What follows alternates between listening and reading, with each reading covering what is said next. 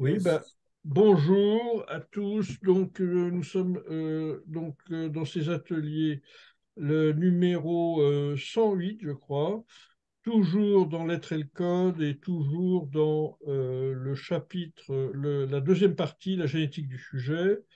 Nous en sommes arrivés au petit 2, les moments du sujet. Et donc, on a fait l'acquisition des conduites naturelles, le premier stade, l'organico-affectif, et on en est au deuxième stade, le sensorimoteur. Et on a fait le petit 1, donc on est dans le petit 1, la motricité. Donc on a fait le petit A et le petit B, et nous en sommes au petit C, qui est la continuité, petit C, donc la continuité du premier et du deuxième stade. La motricité est immanente au rythme. Le nationnel, entre guillemets, mémoire des deux premiers moments génétiques. Qu'est-ce que ça veut dire en national? Ah ben il va t'expliquer ça Ah bon, je après. croyais que vous l'aviez déjà vu. Si on arrive à piger, quoi. Mais c'est une expression de Hölderlin, quoi, d'après ce que Ah, j'ai. d'accord. Voilà, donc je commence. Au niveau du deuxième stade, donc le sensorimoteur, le sensible est donc le continuum, deux points, cosmos, entre parenthèses les éléments, corps, entre parenthèses la motricité, fonctionnalité, entre parenthèses formalisation sociale du geste. Étudier la perception comme fonction autonome, c'est penser le corps comme centre de décision du sensible, volontarisme du corps qui invente par lui-même la connaissance ontologique. Mais avant d'étudier cette autonomisation du sujet, qui effectivement est une unicité, il faut replacer la perception dans la totalité qui ne fait du corps qu'un relais, une médiation. L'action du corps au niveau de la perception est une actualisation de tout ce processus, une autonomie, mais après tout un dressage, un brassage du cosmique et du formalisme. Le corps naît à la perception dans cette macro-perceptivité. Et le problème de la perception est celui de son individualisation. Comment le corps se coupe-t-il du discours cosmique pour s'approprier seulement certains de ces signes? En fonction de quelle économie? Le problème de la perception n'est donc pas comment le corps apprend à percevoir, mais paradoxalement, comment il cesse d'être pure perception, d'être somme de réflexes, comment il impose son propre rythme au rythme cosmique, comment il se conquiert lui-même sur le corps de la nature. C'est que le corps, par le rythme, est déjà consentement au relationnel, acquisition affective devenue organique, le corps propre, en acte, luttant contre son passé ontologique, étant en quête d'une plus grande sociabilité que la formalisation de tout geste lui propose, dès le principe du geste. Lorsque le corps décide de son destin par la motricité, son éducation est déjà faite. Et la perception est le résultat de cette distanciation. La perception est la distance du corps et de la nature. Entre parenthèses, deux moments encore homogènes, mais qui est déjà distance entre l'être et le savoir, entre le réflexe et le geste. De la participation, de l'immanence, le corps est passé à une démarche critique venue de la sociabilité. entre parenthèses, donc le double aspect est alors l'affectivité et la formalisation gestuelle. Donc alors, il faut répéter parce qu'on ne comprend plus rien. De la participation, de, de la participation, de l'immanence, de la participation, virgule, de l'immanence, le corps est passé par une démarche critique venue de la sociabilité à une disponibilité sélective, à une différenciation hiérarchisante des stimuli selon une fonctionnalité sociale à venir, mais déjà présente dans le moindre geste. Le corps est alors dans une nature naturée, constituée, parce que la perception est constituée. Les choses le sont devenues parce que, alors le sont, je pense, elles sont devenues des choses, que ça, je pense. Les choses le sont devenues parce que les sens les ont constituées, fixées en une privation de la dynamique que le corps a confisquée à son profit. La perception fige la nature, devient regard. Le corps se sert pragmatiquement de la nature. Les sens sont déjà une réduction a priori de l'infinité cosmique, selon une fonctionnalité immanente à la praxis et quasi originelle. La nature connue, la nature connue par les sens, la nature originelle, la plus lointaine des natures connaissables, est déchiffrée selon une grille mixte, naturelle encore, mais déjà fonctionnelle. Et si la nature que délivre la perception est une nature constituée, décor figé, c'est que le corps immanent à la nature dans la génétique, alors entre parenthèses, génétique du premier stade et du deuxième stade, donc immanent à la nature dans la génétique, s'étend par le rationnel déjà coupé de cette génétique, n'a plus affaire à la nature que comme spatialité, lieu à occuper par la motricité. Bon, tout ceci est compliqué, c'est vrai. Bon, on voit quand même peut-être se dégager quelques trucs quand même, parce que, oui, le fait que la nature constituée, hein, donc la nature naturée, donc effectivement, c'est la nature sur laquelle le corps a déjà opéré une sélection, quoi, finalement, d'après ce que l'on comprend là. La perception elle-même est une perception constituée, elle fige la nature. Voilà, les sens sont déjà les sens sont déjà une réduction a priori de l'infinité cosmique. Hein, donc effectivement, comment tout a été déjà voilà filtré, hiérarchisé, etc. Quoi. Donc là, ça, on peut comprendre ça, je pense quand même assez facilement. Voilà. Et si la nature, voilà, la nature, la perception est une, la nature que délivre la perception est une nature constituée, décor figé, voilà, donc, etc. Mais néanmoins, il dit aussi que si c'est comme ça, c'est quand même que déjà le relationnel avait préparé le terrain à tout ça, quoi, hein, donc dans la dernière partie du. euh, voilà, donc la motricité, effectivement,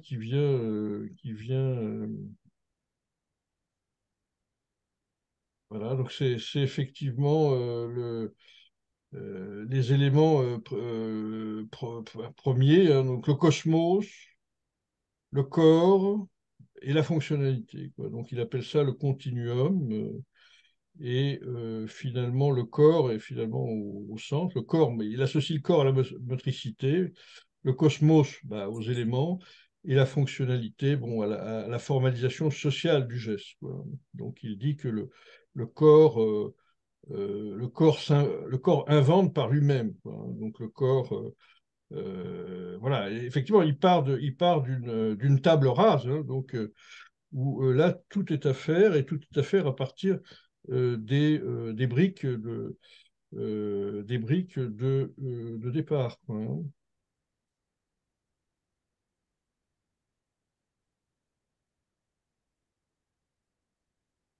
Voilà, là aussi, il dit aussi comment le corps se coupe-t-il du discours cosmique pour s'approprier seulement certains de ces signes. C'est-à-dire, effectivement, donc il s'approprie pas tous les signes du discours cosmique, mais seulement certains qui vont permettre, effectivement, en dernière analyse, la praxis, hein, donc voilà, mais à travers cette formalisation sociale du geste. Voilà, donc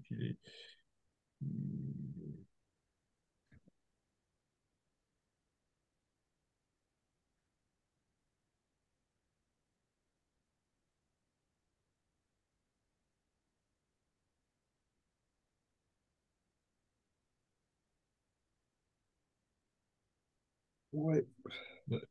il parle même du corps comme voilà, le lieu occupé par la motricité. C'est-à-dire, il fait de la motricité vraiment un élément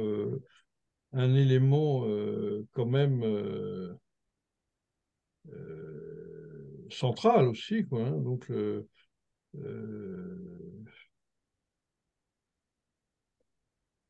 mais c'est quand même une motricité qui va donner un geste, un geste dont la formalisation aura un caractère social. C'est pas la motricité, voilà, donc disons qu'il décrit après comme turbulente, hein, de l'animal, quoi. Donc c'est déjà il porterait le social en quelque sorte cette motricité en elle-même, quoi. Mm. Qu'en pensez-vous, chers amis?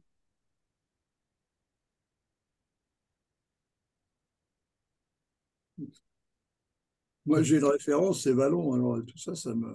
Ouais, ouais. Notamment le stade sensorimoteur. Bon, il dit que c'est le deuxième stade. Moi, je veux bien, mais comme on ne sait pas trop où on est, c'est la première question que je me pose. Et la deuxième question, c'est la notion de perception. Parce que je distingue la sensation et la perception. Et là, on ne sait pas trop ce qu'il en est. Parce que, en fait, de mon point de vue, la perception n'apparaît vraiment qu'à 1 an. C'est-à-dire quand l'enfant est capable de percevoir l'objet en tant que tel. Avant, il possède des sensations, enfin, ce sont les sensations qui sont en acte, dans la mesure où l'enfant est capable de distinguer chacune des propriétés des objets. Et à chaque propriété correspond une sensation. Et ce n'est qu'à un certain moment que tout ça se fond dans un tout et aboutit à la perception. Et donc, je ne sais pas ce qu'il entend par perception, si c'est la même chose que sensation ou non. Ah Non, non, c'est non, pas la non. même chose. Non, non, c'est pas la même chose. Il a Non, traité je la sais bien que c'est sensation pas la même dans la chose, mais première phase. Il fait la première phase, la sensation, c'est ce qu'il appelle l'organico-affectif, le premier stade. Et là, dans le sensorimoteur, c'est effectivement ce qu'il appelle donc enfin, la perception. Donc, mais bon, c'est vrai qu'il n'a pas un regard externe décrivant la perception, mais il essaie de la faire émerger, si tu veux, de l'intérieur, quoi. Donc, il essaie d'avec les éléments de base, essayer de la faire émerger sans la décrire, si tu veux, d'un regard extérieure, quoi. Donc, disons qu'il essaye de montrer comment elle émerge, quoi. Voilà, je pense, son projet, quoi. C'est en ça qu'il est effectivement philosophique, euh, bien que, voilà, Henri Vallon était aussi philosophe de formation, oui, médecin aussi. et médecin en plus. Oui. Oui. Mais il est devenu psychologue avec tout ça. Ouais, avec la philosophie. À l'époque, les formations, c'était ensemble, de toute façon. oui, Ah Non. oui, non, tout à non, fait. non, non, pas du tout. La sociologie, oui, mais pas la psycho, je pense pas. La Non, psycho? non, non, mais ça n'existait pas, la psycho, institutionnellement. Ouais. Ah Et, oui. Vallon, il a d'abord une formation d'agrégé de philo, et après, il a fait une formation de médecin. Hmm. Ouais. Mais il y en a eu d'autres, hein, du même genre. C'était Dumas, par exemple, avec lequel Vallon a été en contact. Il y a eu le même genre de formation, psychologue et médecin. Mhm. Il y a, la formation universitaire de psychologie, ça n'existait pas. Ah oui, ça n'a existé qu'à partir de quand, ça? Je pense, je pense après la Libération. Après la Libération. Ouais. Mais cela dit, attends, les premiers psychologues qui ont été formés, vraiment, et reconnus comme psychologues, c'est les conseillers d'orientation. Donc, cette formation est date de 1921, je crois, le début de la formation des conseillers d'orientation auquel j'ai été moi-même conseiller d'orientation. Et c'était les seuls qui ont été reconnus comme psychologues, notamment dans des commissions dans le système scolaire. La psychologie était quand même bien enseignée quand même à Oui, l'université, non? elle était enseignée, mais il n'y avait pas de cursus, à ma connaissance, il n'y avait pas de cursus de psycho, hein. Justement, est-ce que c'était pas, enfin, je sais pas, j'étais persuadé que c'était la même, enfin, qu'il n'y avait pas de cursus, mais que effectivement, il y avait ceux qui suivaient, il y avait un cursus commun qui pouvait déboucher soit sur la philo, soit sur la Pour ce qui concerne Vallon, bon, fondamentale. ça a été complètement séparé. Il a d'abord été agrégé de philo et il a enseigné un peu. Et puis, je crois, à Bar-le-Duc. Et ensuite, il a fait une formation de médecin. Ah ouais, donc il avait Il a été médecin pendant la guerre, hein.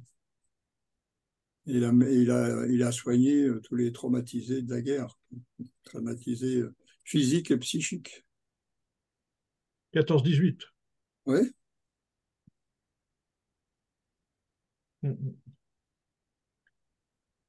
Ouais, donc, et alors, par rapport au sensorimoteur, donc, bon, on va pas te faire un cours de psycho, quoi, mais qu'est-ce qui différencierait l'approche de Vallon, par exemple, d'une approche, bah, là, de Kouskar, mais donc, Chez Vallon, c'est bien situé, hein, les moments du sensorimoteur. C'est ça que.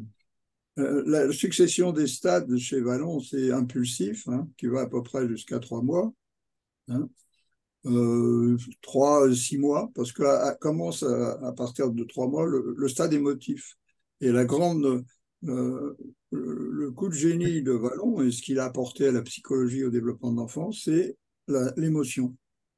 Donc, on y parle un peu d'affectivité, Kluskar, mais ça n'a pas le rôle fondamental que ça a chez Vallon.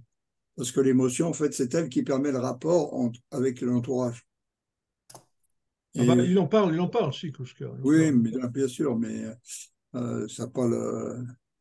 Et donc, c'est l'émotion qui donc permet ce rapport avec l'entourage et puis qui permet aussi le développement de l'enfant. Chez Vallon, il y a une dialectique qui est la suivante. Tout au long du développement de l'enfant, il y a une dialectique entre l'affectivité et l'intelligence. Et suivant les stades, il y a dominance de l'affectivité ou dominance de l'intelligence, du secteur intellectuel. Et donc, il y a une interaction entre les deux. Alors, au début, bien sûr, au Mais début du. t'as ça aussi chez Léontief, non, de mémoire? Ce rapport Oui, entre. il y a aussi la distinction. Ça peut être un peu comme dans ce que je connais de la psychologie de l'enfant de Léontief. Je n'en connais pas grand-chose. Ouais, dans le bouquin, des mémoires, dans son bouquin sur l'activité, ça, Oui, mais il n'y a pas grand-chose quand il même. y a pas grand-chose, mais enfin, il y a cette idée-là quand même, j'ai Oui, l'impression, de oui, mémoire. oui. On peut raccrocher Léontief enfin Vallon et Léontief sur cette question-là, mais Ouais, ils ont c'est pas. pas assez développé chez Léontief. Non, c'est évoqué. Oui, c'est évoqué. Ouais, parce que Vallon a fait plusieurs bouquins sur la psychologie de l'enfant, Ah etc. bah oui, il a même fait. Oui. Étoffé, quoi. Mm, mm. Voilà, quant à Kluskar, effectivement, ce n'était pas. C'est assez con, mais moi, enfin, Moi, j'ai du mal à rentrer dans son texte, là. C'est peut-être parce que je suis pas philosophe ni d'ailleurs psychologue, mais On ne l'est pas, personne ne l'est, quoi. Non, mais l'idée, c'est qu'effectivement, est-ce que ça a du sens d'essayer de voir comment se développent bah, les grandes, voilà, la perception, la sensation, mais d'un point de vue interne, quoi, c'est-à-dire d'un point de vue comment ça s'auto-développe. Voilà, je crois qu'il est là, quoi, hein, le truc. Alors, il n'a pas un regard, il ne situe pas effectivement un regard externe sur ça, mais il essaye de montrer comment ça s'auto-développe de l'intérieur. Je crois que c'est ça son apport, quoi. C'est pas quand même inintéressant, hein, parce que effectivement, là, je crois que c'est aussi capital, quoi. Donc, bon, le projet en lui-même est tout à fait recevable et intéressant. Alors, est-ce qu'il réussit? Ça, c'est autre chose. Moi, je pense que là, au vu de ce qu'on a lu déjà, bon, c'est vrai qu'il, de ce point de vue-là, il défriche pas mal, et on a quand même quelques éléments, même si on n'a pas une vision unifiée de sa pensée, mais lui avait l'air de l'avoir en tout cas. Et donc, ça vaut mieux quand même, oui. là, donc, voilà, on essaye de Non, il débroussailler. faut qu'il aille voir un psychologue. On a l'impression on débroussaille un petit peu ce texte, hein, voilà, c'est un peu effectivement ça se situe pas exactement au même niveau, je pense, hein, que mais il avait lu Kouskar, Vallon, Piaget, hein, donc il connaît tout ça, mais il essaye peut-être de le traiter d'une manière un peu différente, donc en le prenant depuis voir de dire la logique de tout ça, quoi, finalement, quoi. Quelle est la logique de tout ça, comment ça se développe et quels sont les rapports avec la dialectique, même des différents éléments qui sont des briques de base et comment elles se... voilà, donc je pense qu'il est là-dedans, quoi. Et alors, c'est pas tout à fait simple à comprendre, mais je pense que c'est tout à fait intéressant. Et donc, voilà, c'est une autre approche, quoi. Voilà. Michel, tu as des... Non, moi, j'adhère pas du tout. Tu viens de parler d'autodéveloppement, c'est bien ça qui me chagrine, moi. Tu as l'impression que, il y a une espèce d'innéisme à l'œuvre. La question de l'inscription dans le monde et dans le rapport aux autres est totalement minorée. Je ne dirais pas qu'elle est inexistante parce qu'elle est quand même mentionnée de temps à autre, mais euh, c'est une forme de. Il y a un endroit, il dit le corps, lorsque le corps décide de son destin par la motricité, son éducation est déjà faite. Oui, d'accord, mais c'est une éducation sans éducateur, là. Ouais. Non, parce qu'il pense, je pense, là, à ce moment-là, au fait qu'il a déjà reçu dans la phase, le stade organico-affectif, justement, les éléments du relationnel. C'est-à-dire que ben, son rapport. Ouais, mais c'est pas reçu une fois pour toutes. Ça continue. Non, bien sûr, ben, Ah, ça, il dit pas que que c'est fait une fois pour toutes, mais il dit que Y ça compris part de là, quoi. dans le développement, les rapports entre le sujet qui se construit et son environnement social, ils changent. il évolue. C'est-à-dire que c'est pas, Oui, d'accord, mais non seulement il disparaît pas, mais il se transforme qualitativement. Il y a une sorte de dialectique là qui est interne et externe. oui, oui, mais il part enfin, de quelqu'un, d'un petit enfant. Comment penser le développement de la motricité en faisant abstraction de la relation à la mère, par exemple? Ah ben, il n'en fait pas abstraction, puisque tu viens de dire qu'il a justement, il était déjà dans le, son éducation était déjà faite, c'est-à-dire qu'il avait Ah déjà, non, mais moi je suis pas d'accord, elle n'est pas déjà faite, elle se fait. non mais elle Elle est n'est pas déjà faite, déjà faite. non, elle est déjà faite, elle se Ah fait ouais, quoi. mais enfin bon, peut-être que j'y comprends rien parce que c'est pas facile à lire, hein, votre affaire là, hein. C'est C'est pas écrit facile. dans un jargon qui lui est propre. Il faut le dico à chaque ligne. En plus, il y a des Oh formules. non. Bon, c'est un homme de formule, mais tu vois, son éducation est déjà faite. Je trouve que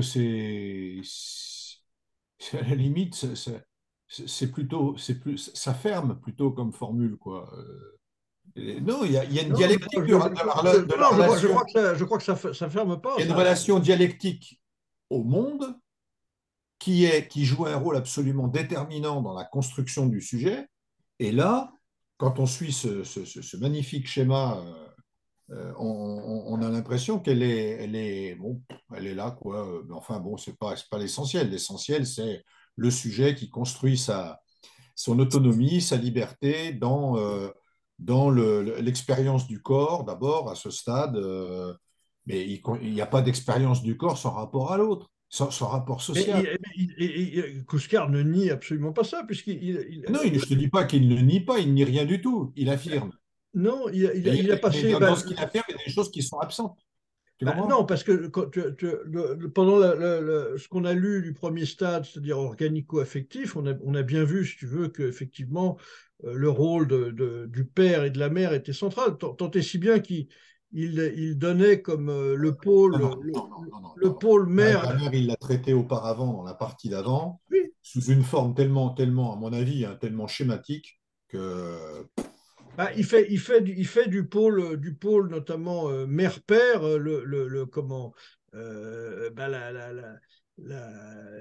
C'est la matrice. de matrice, quoi, du Oui. comment. Non, euh, non, mais d'accord. Il en fait la matrice. Il en fait la matrice avec un papa qui est pampanzizi et la maman qui est affectivité pure. Bon, oui, non, mais ça, c'est des schémas tendanciels, c'est pas c'est des. des schémas freudiens recyclés. Non, je crois il y a quand même. Enfin, il situe, si tu veux, il situe le développement, effectivement, dans cette polarisation mère-père, consommation-production. Voilà, donc tout ça, c'est quand même bon, le fondement quand même de l'être social, hein. Donc c'est quand même des polarités qui sont importantes euh, et qu'on ne désigne peut-être pas assez, je pense qu'il le fait lui, mais c'est peut-être pas forcément désigné comme ça. Bon, tant et si bien que voilà, la psychanalyse désigne bien d'autres polarités, si tu veux, et une polarité peut en cacher une autre, quoi, hein. Donc on peut effectivement, comme un inconscient peut en cacher un autre, selon Kluskar, hein, l'inconscient de la psychanalyse étant cachant finalement l'inconscient de l'inconscient, qui est l'inconscient de la praxis, quoi, l'inconscient du producteur, hein, dans les classes bourgeoises, quoi. Donc on est euh, non, je pense son cadre est comment est tout à fait crédible, moi enfin au moins recevable, quoi, hein. Donc c'est recevable au niveau du cadre. Il écarte pas du tout l'autre, au contraire. Il dit même que le social est carrément euh, il, il infuse l'organique, quoi. Donc c'est la prééminence du social, c'est que dans ce qu'on a lu, c'est quand même déterminant, quoi. Donc il n'est pas du tout dans enfin, une tendance à écarter à écarter social. Au contraire, il le magnifie, quoi. Et le même là où on penserait pas qu'il y soit, c'est-à-dire dans l'organique, quoi. Mais bon, ce que j'aurais bien aimé, moi, qu'un philosophe fasse, puisqu'il y avait quand même un certain nombre de connaissances en psychologie. On a cité les trois auteurs principaux de cette époque-là, puis qui restent, comme pour moi, les principaux, c'est-à-dire Freud, Piaget et Vallon. En tant que philosophe, il aurait pu avoir un surplomb sur ces trois auteurs et puis voir comment ce qu'il pouvait en tirer sur le plan philosophique. Par exemple, je ne sais pas si vous connaissez Émile Jallet, sans doute, hein, qui a écrit notamment Vallon, lecteur de Freud Je et l'ai, Piaget. je l'ai, Mais j'en ai entendu parler, oui. Bon, ouais, il essaye de voir comment fonctionne la dialectique chez Vallon, par exemple. ouais. Mhm. Donc, il fait un boulot de philosophe, bien qu'il soit, fait pas mal de psycho, mais il est surtout philosophe, Jallet. Bon, mais ça m'aurait intéressé de voir comment, d'un point de vue du matérialisme dialectique et historique, fonctionnent les différentes théories psychologiques qui existent et comment les articuler. Mais là, je pense qu'il fait plutôt une œuvre de psychologue, de psychologie philosophique. Oui, Ben, c'est vrai. ça me gêne un peu, quoi. C'est les renseignements que j'ai reçus parce que quand j'étais à l'école normale d'Institut, on avait un enseignement de psycho. Mais qui faisait, et ça a été jusqu'en 1990, moi j'ai quitté l'école normale en 62, hein. En 1990 encore, c'était les profs de philo qui enseignaient la psycho Bah, c'est bien ce que je disais, hein. dans les UFM. Alors, de plus en plus, avec la création des UFM, il y avait des universitaires enseignants de psycho. Il y avait encore une grande place aux enseignants de philo pour faire la psycho, quoi. Alors moi, j'ai eu comme prof de psycho à l'école normale une élève de Vallon. Mais elle faisait. Bon, il n'y avait pas de recul critique sur Vallon, d'un point de vue psychologique, quoi. Ce que, ce Mhm. que j'ai ce que j'ai essayé de faire avec mes étudiants, c'est justement par rapport à ces trois auteurs, avoir un recul critique d'un point de vue psychologique, hein, pas philosophique du tout, puisque je n'y connais rien en philo, mais avoir un point de vue critique par rapport à ces psychologues en les confrontant les uns aux autres, quoi. Et lui, il aurait pu le faire d'un point de vue philosophique, je me Bah, suis. il le fait à propos de Freud, hein, parce que tout le début, Oui, si mais tu veux, de cette deuxième partie est consacré à ça, quoi, hein. Donc il montre bah, voilà, ce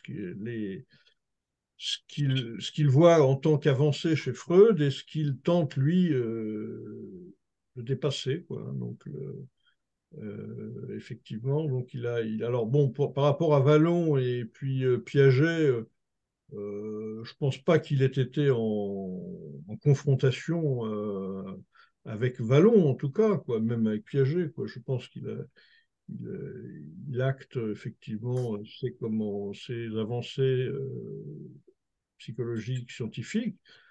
Bon, c'est pas pour autant qu'il se maintient il a la possibilité, le droit de vouloir un peu, disons, le traiter d'une manière plus philosophique, quoi, hein. Donc, ça, j'ai rien contre. selon il reprend, comme il est marqué dans le bouquin, donc je le dis à chaque fois, mais pour situer un peu dans quelle perspective il se met, quoi. C'est-à-dire qu'il reprend le projet hegelien de dire le réel selon sa logique. Voilà. Donc, comment ça se développe et comment, à partir de rien ou de briques de base, comment eh bien, les choses se mettent en place, quoi. C'est-à-dire qu'il n'y a pas il n'y a rien de transcendantal qui serait posé a priori et dont on pourrait se servir là. Donc il faut que ça se construise de par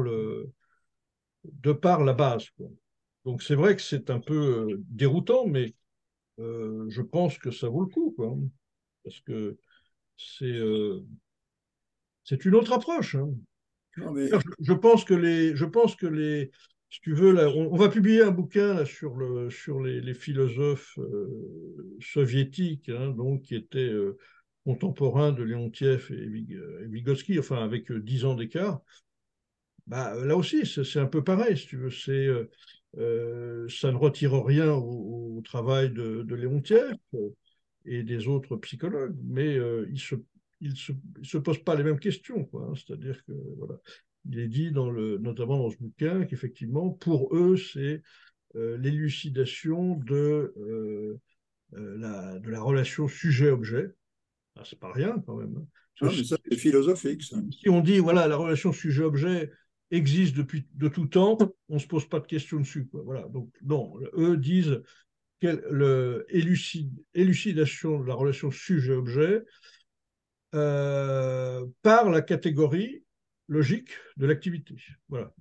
Donc, c'est une autre question, quoi. Je veux dire, et là, il y a plus ils essaient de dérouler ça peut-être d'un point de vue autre et à l'exclusion de toute approche, voilà, donc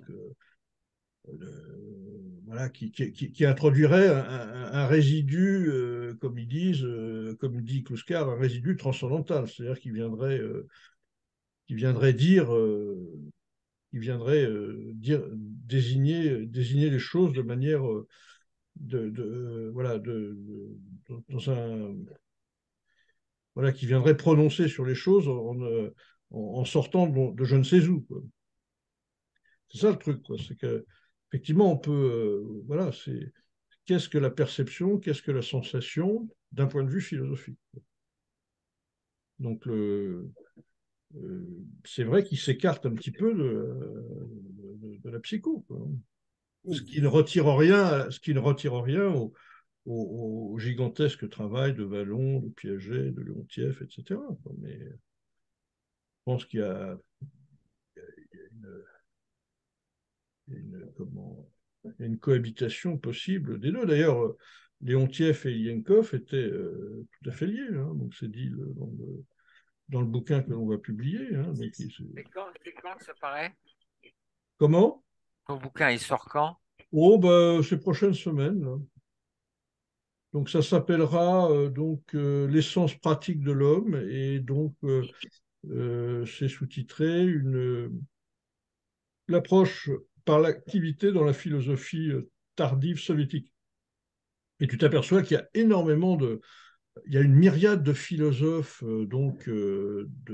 qu'ils appellent philosophes pratiques, hein, et que bon, qui ont été en but quand même à une philosophie voilà plus diamate, quoi, on va dire, qui était donc quand même la version la plus comment la plus courante. Mais néanmoins, ils disent bien que ça a été vraiment un leitmotiv. Ils disent cette confrontation entre ces deux formes de philosophie de l'Union soviétique d'après-guerre, quoi.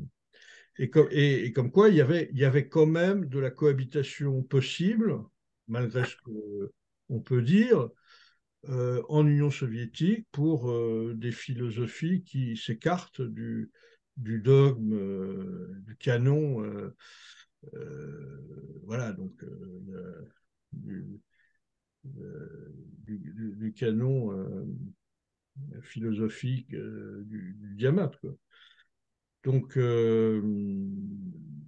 voilà, donc je pense que les deux peuvent peuvent cohabiter, l'aspect psychologique cohabitant avec l'aspect philosophique, comme c'était le cas en Union soviétique. Ça a très bien cohabité. La preuve, c'est que, comme je vous dis, ils étaient très liés, apparemment, ce qui est dit dans le livre, hein, donc Leontiev et Illenkov. Ils sont morts d'ailleurs la même année, en 1979. Voilà. Et, tu sais, ce projet de dire le réel selon sa logique, je me demande vraiment qui peut dire de ce qu'il fait que c'est autre chose que cela, en philosophie, je veux dire. Peut-être en psycho aussi, d'ailleurs. Je ne sais pas. Cette formule me semble creuse. Sauf, je creuse pourquoi? Parce que tellement général, je pense que La, Platon la- la- cherche la- à dire le réel selon sa logique. Je pense que Marx, évidemment, Bergson, Lévi-Strauss, etc., etc., la ribambelle. Ça ne veut rien dire, ça veut tout dire, donc rien. La vraie question, c'est quoi cette logique? De quelle logique parle-t-on? Alors, la logique dialectique. Bon, d'accord. Moi, c'est là que ça m'intéresse, parce que dans ce que je lis là, je trouve que ça manque de dialectique. Je trouve qu'on est trop dans justement la notion d'autoproduction du sujet. Et qu'il y a tout un travail à faire qui est sans doute pas d'ailleurs uniquement, et peut-être même pas du tout un travail de philosophe, j'en sais rien, mais, mais il y a tout un travail à faire pour mettre à jour les rouages dialectiques de cette affaire, quoi. Bah, il le fait, hein, si tu veux. Par exemple, Il le fait, il le fait, il le fait. quand il dit que le corps se crée lui-même et qu'il est à la fois fin et moyen, c'est-à-dire qu'effectivement. Lui-même, la notion de corps, elle est culturelle, la notion de corps. Attends, Bah oui, non, mais elle est pas naturelle, elle est la aussi. culture, elle apparaît pas tout de suite. Ah, attends, le nouveau-né, il est dans un bain culturel. Oui, C'est ça aussi, c'est ce que j'essaye de dire. oui, oui, Alors, je oui. ne veux pas dire qu'il a déjà une culture toute faite, la question n'est pas là, mais il se construit par rapport aussi à ce bain culturel dans lequel il est. Bien sûr, Il est bah, enveloppé dans la culture, enveloppé dans le rapport évidemment, social. évidemment. Il dit pas le Or contraire. là, tu as l'impression que les briques se succèdent, tu vois. C'est un petit peu comme, j'ai lu récemment un article sur la théorie des 5 modes de production chez Staline, très intéressant, chez Plekhanov aussi, très intéressant, mais complètement mécaniste. Chaque mode de production est autonome et la question des interactions essentielles du point de vue de la compréhension historique de ce qui s'est passé, Oui, y compris des elle est, transitions. bien sûr, elle est complètement évacuée. Et alors, très vite, on tombe dans une espèce de religion des 5 modes de production, quoi, ou des 5 échelons de civilisation, avec derrière une vision proprement hegelienne du progrès inéluctable vers le socialisme. Ah ben là, c'est un peu pareil. On est dans une vision euh, où l'interaction fondamentale avec l'environnement me semble, je dirais pas absente, je ne veux pas dire ça. Il a des formules. Hein. Par exemple, il dit une différenciation hiérarchisante des stimuli selon une fonctionnalité sociale à venir, mais déjà présente dans le moindre geste. Ah, déjà présente dans le moindre geste, mais on Bah, aimerait voilà. comprendre en quoi elle est présente. Bah, Déjà présente, pour mémoire, elle est présente. Hein. Je l'ai dit à la partie d'avant. Non, on aimerait là savoir en quoi elle est présente. Moi, j'aimerais bien le comprendre. Je ne comprends pas. c'est peut-être à rattacher avec ce qu'il a dit effectivement Bon, auparavant, quoi. Hein. Bon, là, on peut pas effectivement, il faudrait se souvenir de tout ce qu'il a dit depuis le départ, mais je pense que il a largement fait la part belle au social, quitte à l'intégrer carrément, enfin très tôt dans l'organique, quoi. Et, tu sais, la formule hegelienne, dire le réel selon sa logique, elle est hegelienne. oui, Dans le mot logique, la logique hegelienne, hein, c'est une logique idéaliste. Idéaliste. Parce qu'il s'agit, l'enjeu de la logique hegelienne, c'est de montrer qu'il y a une nécessité de l'histoire et que cette nécessité, elle est de nature spirituelle. C'est pour ça que je pense qu'il ne faut pas sous-estimer la dimension sous-jacente de la religieuse sous-jacente chez Hegel. Voilà. Et donc, il faut faire attention parce que tu peux tout à fait faire de la religion sans religion. La religion sans Dieu aussi, hein, ça existe, hein, tu vois.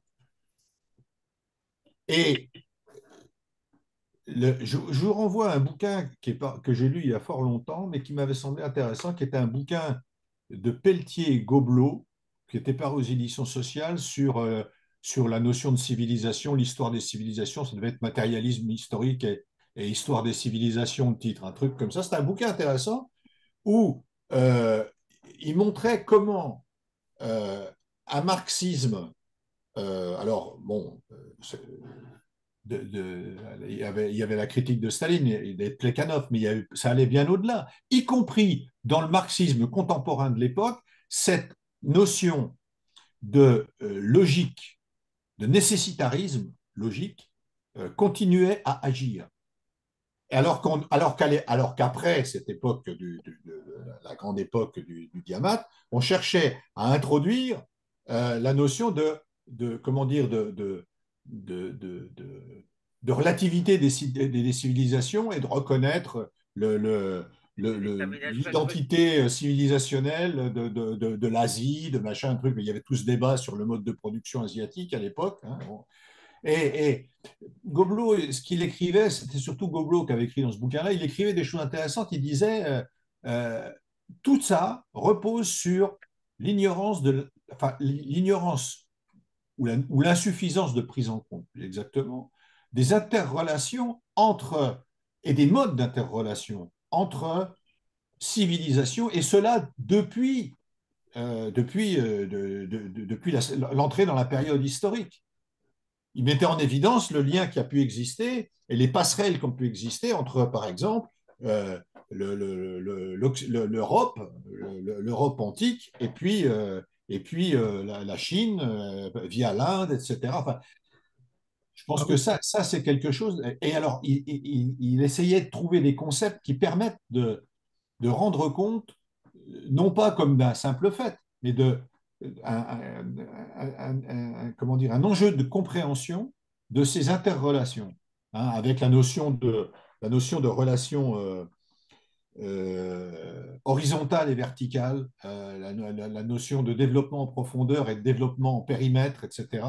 Développement en périmètre, c'est le développement qui sous l'effet comment dire, de la croissance territoriale des civilisations, les amène à rencontrer des situations qui ne sont plus leurs situations, mais qui sont des situations qui sont imposées par le contexte de la civilisation qu'ils conquièrent et qui les amènent à réviser leur propre mode de production. Vous voyez, toute cette dialectique-là, moi, je pense que ça, c'est intéressant. Là, on est. Enfin, ah ben non, alors je m'égare, mais il faut voir dans quoi s'insère, si tu veux, cette deuxième partie de Kouska.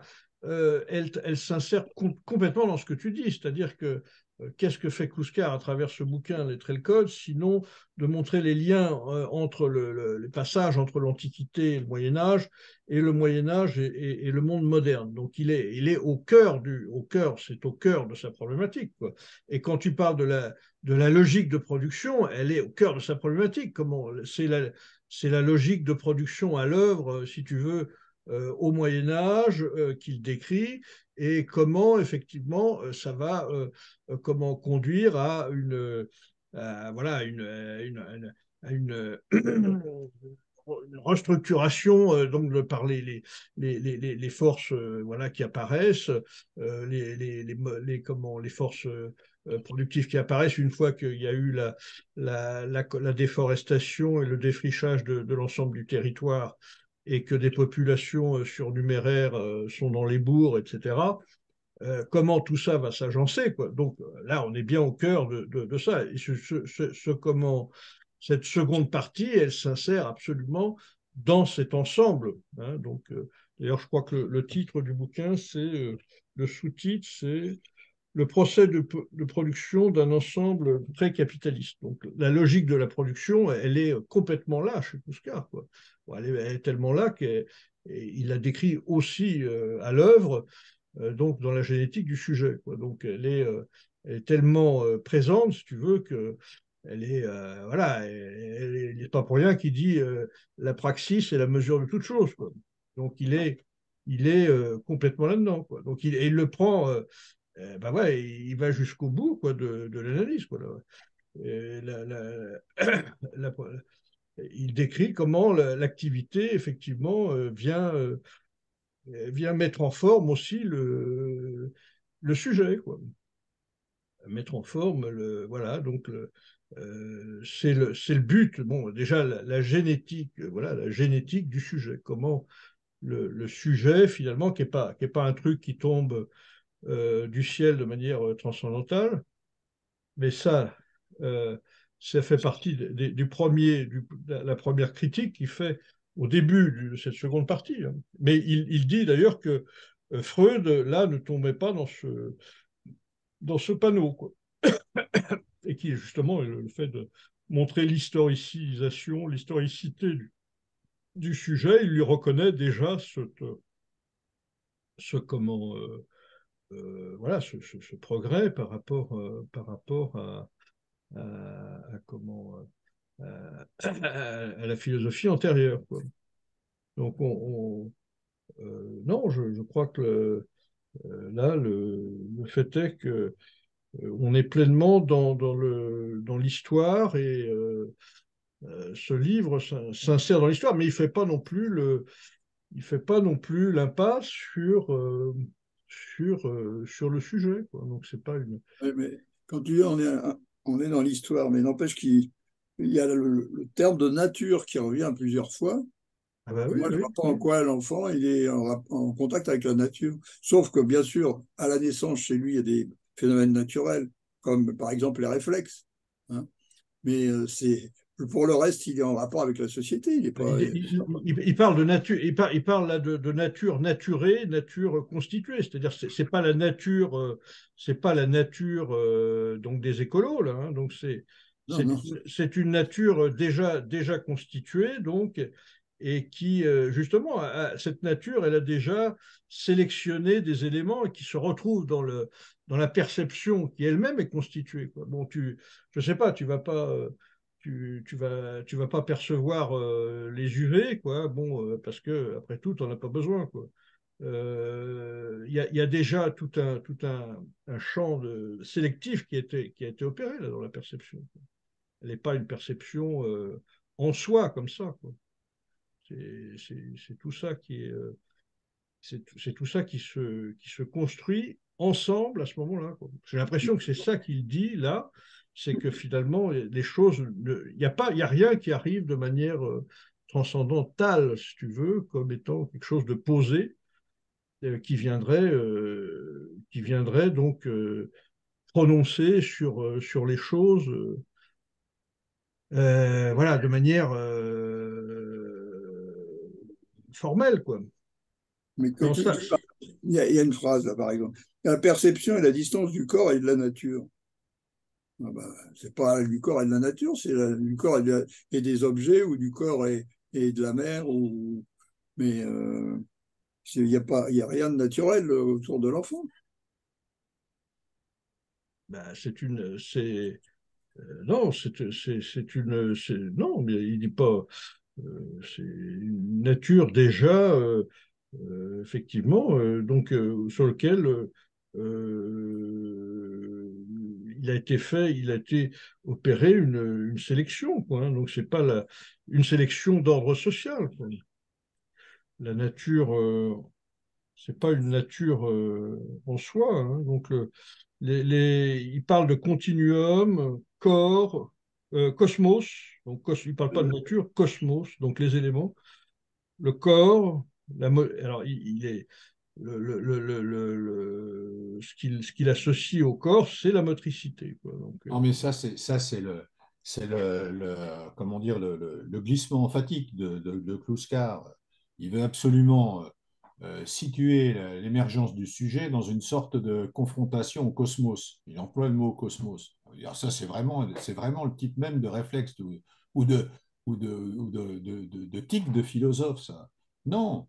Euh, Quand il écrit la nature connue par l'essence, la nature originelle, il ne te parle pas de la nature, il ne te parle pas des objets socialisés ou de la personne qui... Non, la nature originelle, la plus lointaine des natures connaissables, la plus lointaine des natures, le cosmos, est déchiffré selon une grille mixte, naturelle encore, mais déjà fonctionnelle. Non, il déchiffre rien de cette nature-là, pour la bonne raison qu'il n'y a pas accès, le gamin, quoi, ou la gamine d'ailleurs.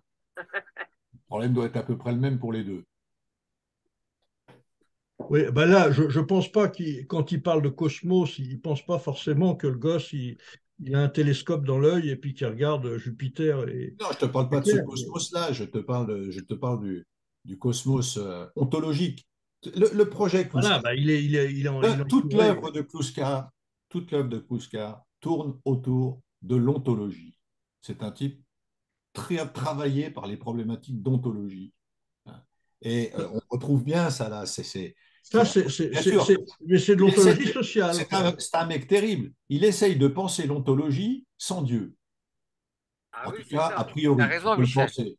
C'est Bah, quand même un sacré boulot. Hein. Parce l'on- que l'on- penser l'être en tant qu'être sans Dieu et avec l'histoire, heureusement qu'il y a Hegel pour l'aider, quoi. ah Mais bah oui, bah, sur, ils sur s'en le cachent fond, pas. on revient toujours à la même tendance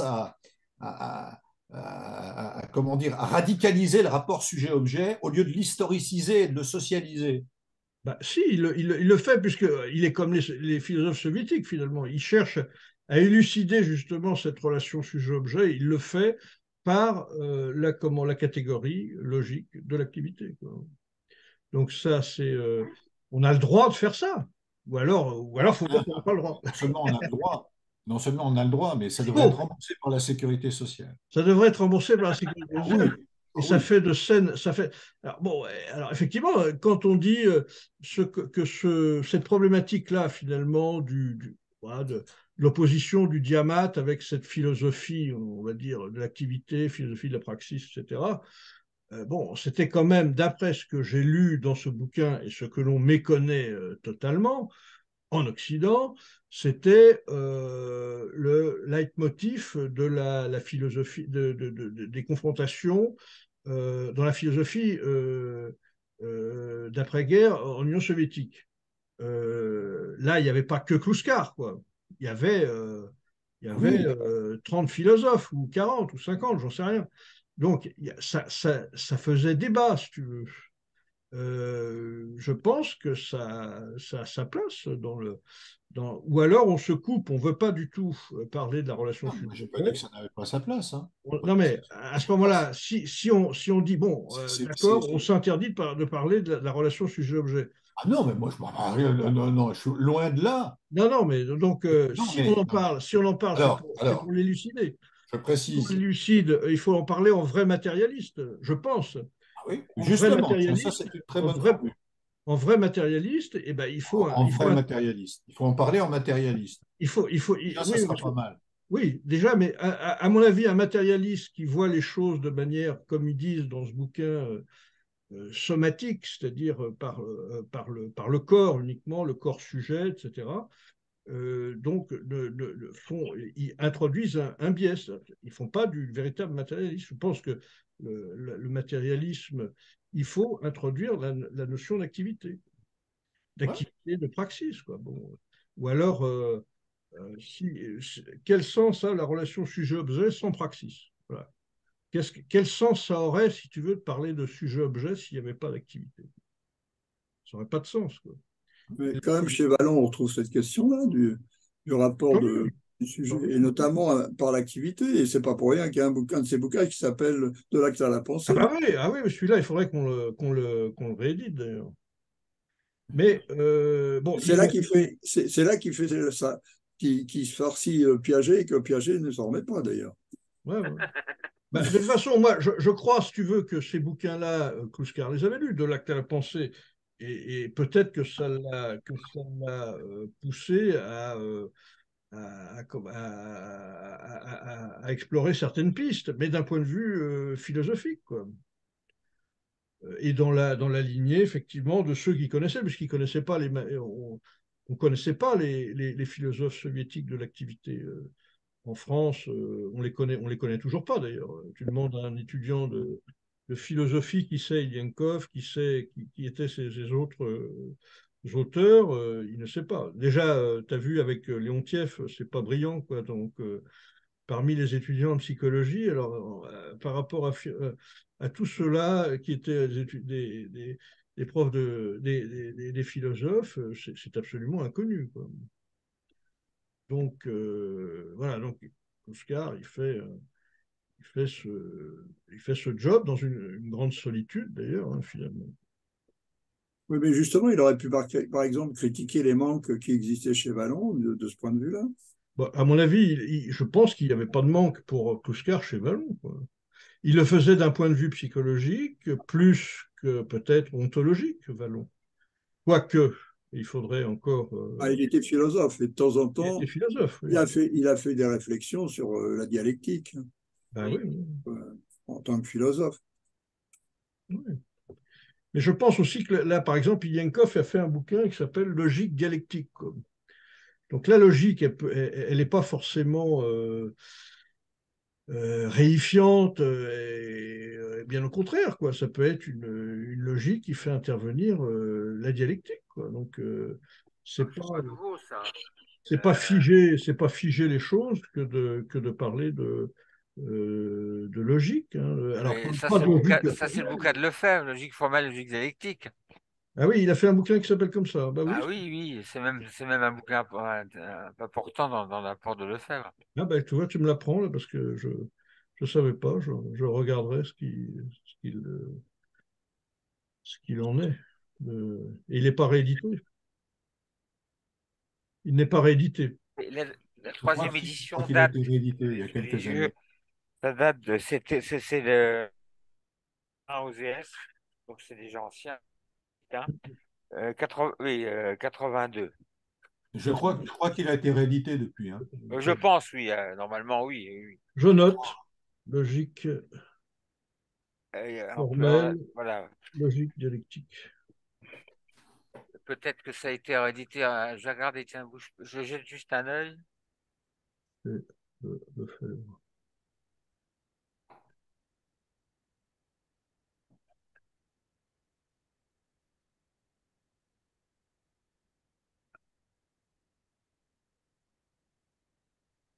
Pas sûr que ça a été réédité, je sais pas, on va regarder.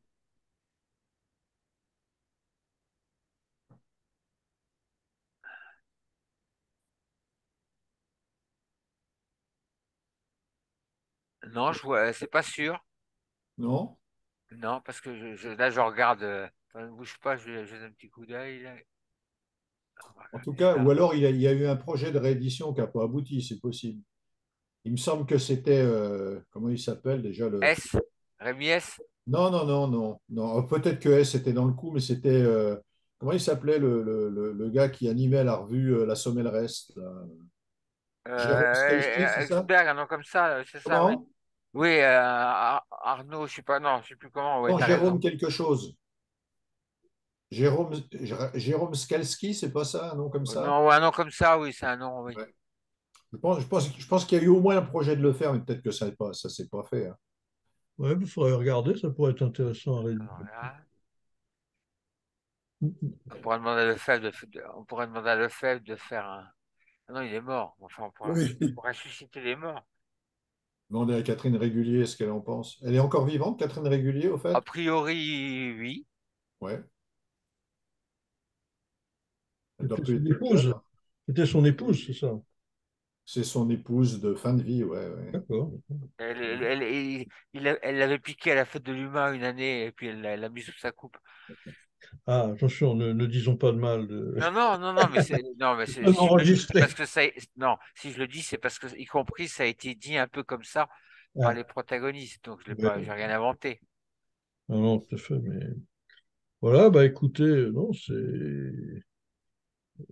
vrai, mais c'est. Non, il n'y a Non, mais pas c'est. d'édition plus récente, hein. 82. C'est vrai Voilà. que plus tu vas en âge et plus tu rentres dans une nature déjà constituée, une nature naturelle. Alors c'est marrant parce que là j'ai eu encore un truc, j'ai rencontré un gosse et puis et sa mère là dans le. Déjà j'avais raconté un truc comme ça la fois dernière, mais là Ah, c'est il m'a toujours parlé. intéressant, les gosses, pour rencontrer les mères, c'est vrai, c'est vrai. Ah ouais, ouais, ouais, non, non, mais là, moi, C'est bien connu, non, je fais plus ça, non, non, c'est terminé maintenant. les Mais sorties d'école. non, non, comment non, non, et les chiens, et les teckels à poil ras, non, ça va. Le truc, c'est non. Alors, la dernière fois, je rencontré un truc, mais là aussi, là, c'est pour voir que effectivement, on élague pas mal de choses pour se faire justement une nature constituée, une nature naturelle. Alors, il y avait un petit gosse on montait les escaliers. Et puis, le petit gosse dit à sa mère, ah, bah, on revient au point de départ, donc on va revoir le film. C'est-à-dire qu'en fait, il est arrivé à la bibliothèque François Mitterrand où il avait été voir un film un peu avant, et ils étaient allés faire un tour apparemment, et ils remontaient l'escalier pour revenir au point de départ, si tu veux. Et pour lui, d'un point de vue logique, quoi, comment il dit à sa mère, ah, on revient au point de départ, donc on va revoir le film. Elle dit à sa mère, lui, le détrompe, il dit non, on va pas revoir le film, etc., quoi. Mais à la limite, là aussi, si tu veux, bah, il avait une approche finalement assez logique des choses. Et sa mère, bon, elle a une approche plus, voilà, une nature, enfin, elle a une nature plus constituée socialement, quoi, et elle l'a détrompée dans ce sens. Mais on est toujours aussi un peu dans ça, quoi. C'est-à-dire que finalement, on sélectionne beaucoup d'éléments finalement du réel pour n'en garder que quelques-uns qui voilà, participent de la vie sociale, quoi. Donc, peut-être que c'est un peu aussi ce dont il parle aussi, là, je pense. Pour le...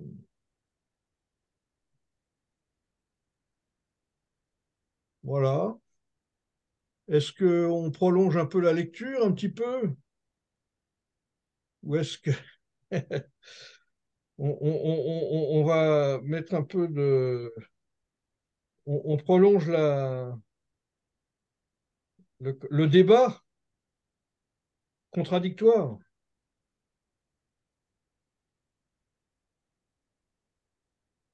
Est-ce que vous êtes...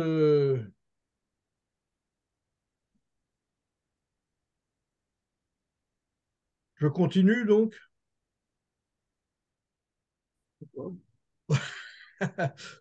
T'as pas l'air enchanté. Et regarde ta montre. Bon, allez, continuons. Non, mais c'est pour regarder On l'heure verra qui bien est. après, quoi. Oui, parce que moi, enfin, c'est pareil, enfin, je suis venu aujourd'hui, mais c'est pas un contre-cœur, mais c'est que j'ai autre chose après, donc je vous laisserai D'accord. tranquillement dans un quart d'heure à peu près, mais gros, c'est pas pour vous arrêter, hein. D'accord, d'accord. Bon, Ah oui, je tiens à vous dire, j'ai passé l'info et on a à Sevran, il y a un élu qui était à la France, qui était à EFI, qui est passé au parti, qui par ailleurs, bon, ça regarde, a été un des signataires de la liste des jeunes, là, enfin, enfin, de la déclaration des jeunes qui s'intéresse à Clouscar, donc je lui ai passé le lien. Il m'a dit d'accord. qu'il allait peut-être, enfin, voilà, pour qu'il participe, pour qu'il ait regardé. Puisqu'il parlait de C'est Clouscar, les c'est assez livres. rare que des gens de 22 ans parlent de Clouscar. Ah, il y en a de plus en plus, hein. Non, non, détrompe-toi. Il y a Quand même beaucoup. pas tous les jours. Je sais pas, quand même, on vend quand même 1500, environ 1500 capitalistes de la séduction par an depuis 15 ans, donc ça doit bien toucher une frange Oui, oui, non, de non, la non, mais population de moins de 25 ans. c'est bien, c'est bien. Voilà. Mais Donc, voilà. Donc, il est sans possible compter les autres, quoi. Sans compter les voilà, autres qu'on le livres. voit arriver un jour sur le site. Voilà. Très bien, très bien. Bon, bah, alors, continuons. Puisque tout le monde insiste pour que je continue, j'y vais, hein. Donc, Sympathique pression. la nature de temps vécu est devenue espace à occuper. Lorsque le corps dispose de la dynamique, par le mode qu'est la motricité, il subordonne son passé, la nature naturante, le biologique élémentaire, le réduit à une catégorie de son action, en fait un terme réifié, toujours immanent au sujet, mais opérationnellement, comme actualisation, intentionnalité à l'égard de l'espace. La nature n'accapare plus le sujet, elle n'est que ponctualité de sa durée. C'est la perception. Ah ben voilà, tiens, la définition de la perception. C'est ça. Lorsque l'acte est accompli, que la perception n'est plus que le rappel de son résultat, le sujet a donc relégué dans son passé ce qui est la nostalgie de deux moments de la nature. Le stade génétique, l'immédiate relation à la mère, est le stade du sensorimoteur, l'immédiate relation à la source cosmique. Le sujet ne retient de ces deux moments que leur signification opérationnelle, la sensation et la perception, qui permettent la participation sans l'engagement total du sujet, qui autorise sa disponibilité au relationnel et au fonctionnel, mais de la praxis. En même temps, le corps se libère de l'ontologique, consent à une dynamique qui n'est que consentement au sérieux politique, distribué à ce moment par le rôle social du père. Alors, si on reprend, en même temps, le corps se libère de l'ontologie, consent à une dynamique qui n'est que le consentement du sérieux politique, peut passer à une culture du corps pour le corps, voilà. Un dégagement même du gestuel pratique dans l'invention qu'est le geste mondain, et surtout dans l'invention du gestuel sportif, qui sera le moment dernier de la désalignation du sensible. Le geste n'étant plus moyen, mais sa propre fin, étant une praxis constituée par lui-même et pour lui-même. Voilà, donc ça, c'est assez intéressant aussi. Bon, ben là, on voit aussi qu'il s'éloigne effectivement du... euh, il relègue dans son passé donc ce qui est la nostalgie de moments de la nature. Voilà, il prend des distances. Donc, la culture, il est plus dans un rapport ontologique, là, pour le coup, mais il est dans la culture du corps pour le corps, un dégagement même du gestuel pratique. Alors, dans l'invention qui est le geste mondain, donc là, c'est le fin du fin, c'est-à-dire que tu n'es même plus dans le gestuel pratique, tu es dans le gestuel mondain, quoi. Donc, voilà, donc ce qu'il critiquera également dans le capitalisme de la séduction. Euh, voilà, en fait, il retient finalement, oui, le sujet ne retient que ces deux moments, de ces deux moments, que leur signification opérationnelle, la sensation et la perception. C'est-à-dire que finalement, quand on parle de sensation ou de perception, on est quand même dans cette signification opérationnelle, quoi. Mais est-ce qu'elle est, et donc on relègue finalement dans le passé tout ce qui est arrivé pour constituer cette sensation, cette perception. On n'est plus que dans voilà, la signification opérationnelle de ces deux mots, de ces deux choses aussi, quoi. Mais on n'est plus dans la génétique finalement euh, de son... Enfin, ouais, la génétique du sujet, quoi. Donc, alors, il dit aussi, voilà, lorsque le corps dispose de la dynamique, il subordonne son passé, la nature naturante, par définition, par opposition à la nature naturée, le biologique élémentaire, le réduit à une catégorie de son action, en fait un terme réifié. Donc, il subordonne son passé, la nature naturante, le réduit à une catégorie de son action. Alors, pourquoi pas, là, la sensation et la perception, quoi, dont il ferait un terme réifié, quoi. Toujours immanent au sujet, c'est-à-dire toujours propre au sujet, voilà, mais voilà, opérationnellement, euh,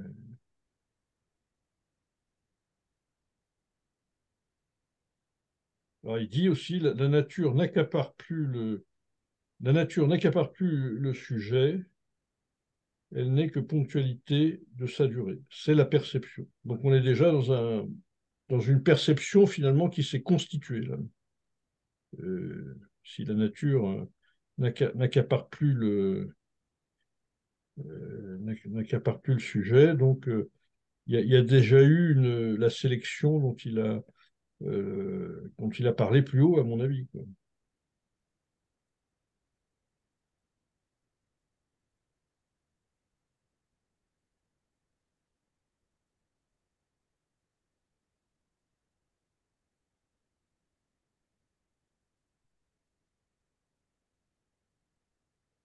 il y a aussi le fait aussi qui parle aussi de la nature du temps vécu est devenu espace à occuper.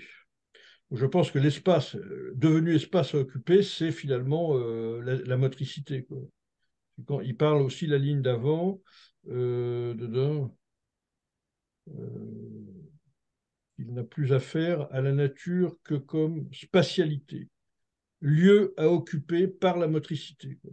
Donc l'espace serait finalement un lieu à occuper par la motricité, tel qu'il a défini pour l'homme, quoi, pas pour l'animal, je pense.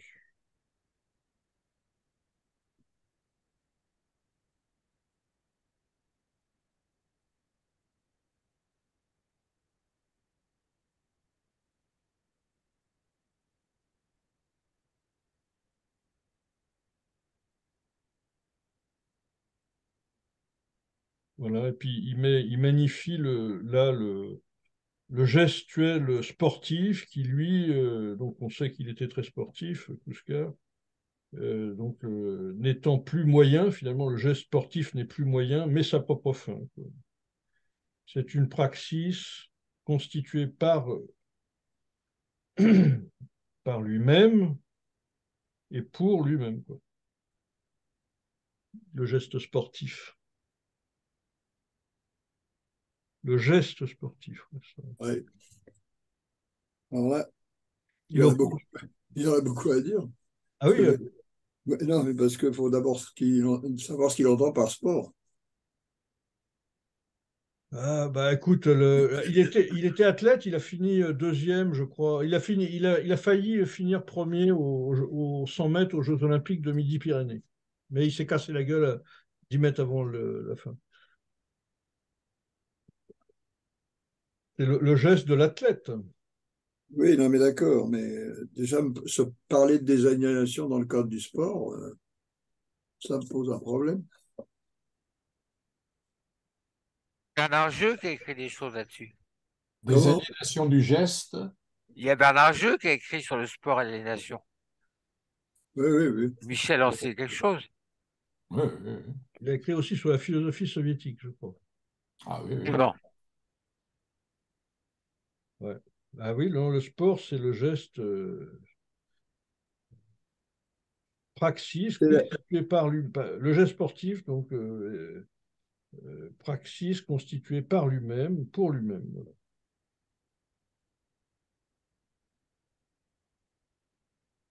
Moi, ce que je comprends pas, c'est en quoi le corps se libère de l'ontologique. Oui, j'allais te poser la question, Michel. Je comprends rien. Je comprends pas ça. C'est marqué où ça?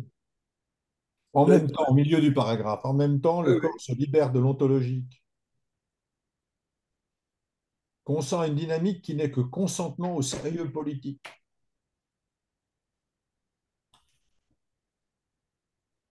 Tu peux m'expliquer ça, Edmond, parce que moi, je ne piche pas. Non, mais le rapport entre les deux membres de la phrase, en plus. Oui. Ben non, ben si, là si, comme, il se libère de l'ontologique dans le sens où finalement le sujet ne retient de ces deux moments que leur signification opérationnelle, la sensation, la perception. Quand tu n'es plus dans l'ontologique, si tu es dans l'ontologique, voilà, tu as tu es dans l'étymologie génétique de ces deux-là, la sensation et la perception, comme il l'a fait avant. Et là, dans le moment dont il parle, c'est un moment qui passe par-dessus qui passe par-dessus ça, quoi. La nature, il dit, la nature n'accapare plus le sujet, quoi. La nature, il est, et ça peut aller jusqu'au mondain, quoi, finalement. C'est-à-dire, mais même dans le geste pratique, hein, il dit comment, à une culture du corps pour le corps, à un dégagement du gestuel pratique. C'est-à-dire, finalement, tu ne fais pas référence à l'étymologie quand tu es tu parles de gestuel pratique, quoi. Tu es voilà, dans le faire, etc., quoi. Et alors, le fin du fin, c'est le geste mondain, quoi, parce que là, tu nies en plus la pratique, quoi. Tu tu retiens simplement voilà, ce qu'il faut faire au niveau politique pour être perçu favorablement dans les cercles mondains, quoi. Donc, mais c'est toute une libération finalement de l'ontologique, quoi. Tu passes de ces stades très proches de l'ontologique parce que étymologique à des stades qui ne le sont plus, quoi. Qui sont, qui font qui font le pont là-dessus, enfin, qui enjambent l'ontologique, quoi. Ce qui ne veut pas dire qu'ils ne sont pas constitués de l'ontologique, mais ils sont, c'est quelque chose qui passe par-dessus, quoi. Ce qui ne veut pas dire ce qui veut pas dire qu'ils critiquent ce fait-là, quoi. C'est un fait, quoi. Bon, voilà, point barre, quoi. Euh, Donc ça voudrait dire qu'il y a une détermination politique du sujet antérieure à toute forme comment dire,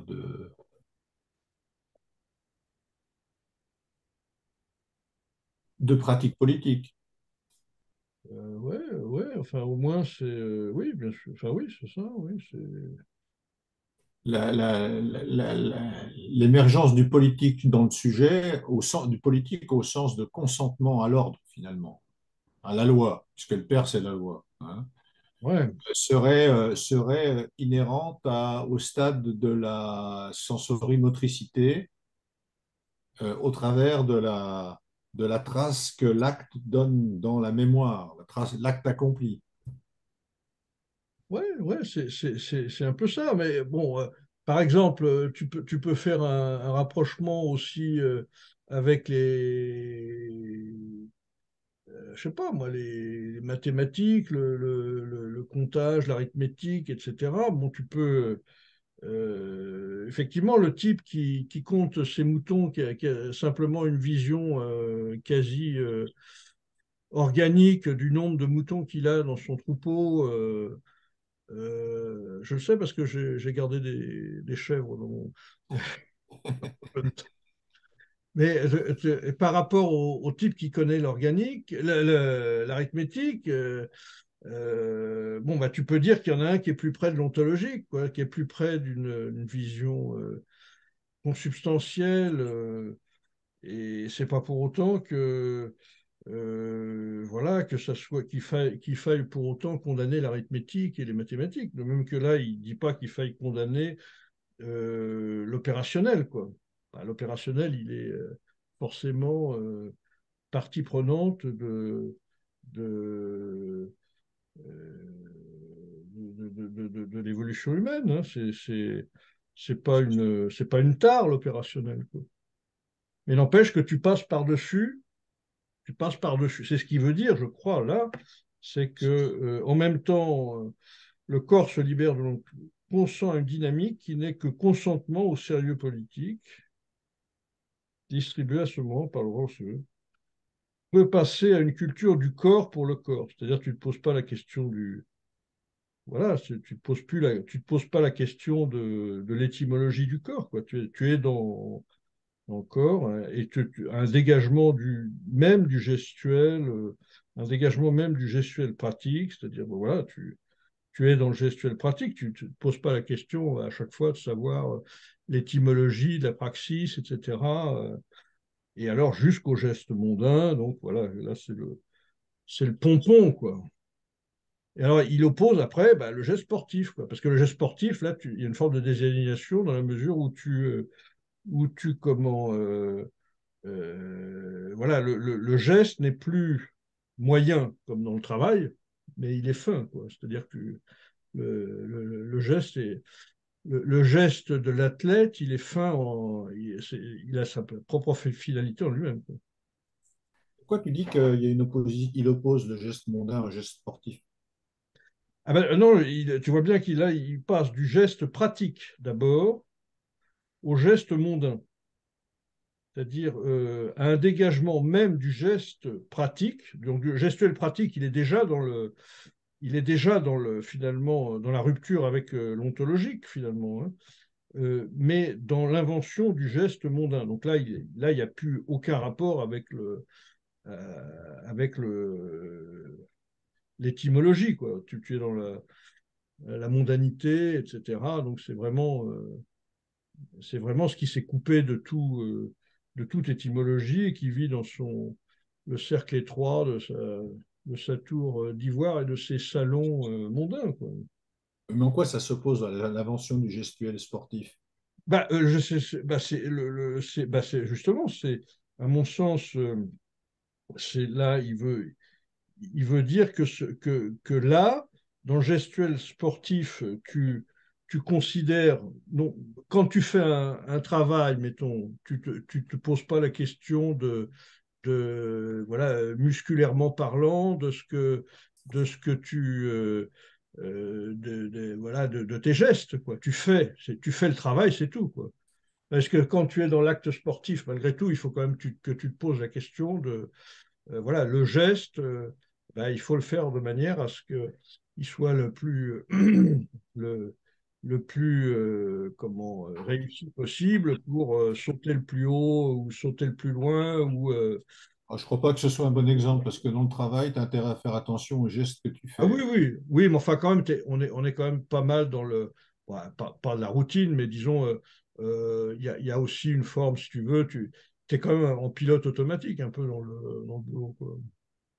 Ah non, Un petit peu, pas trop, non, mais pas j'ai- comme dans le sport, hein.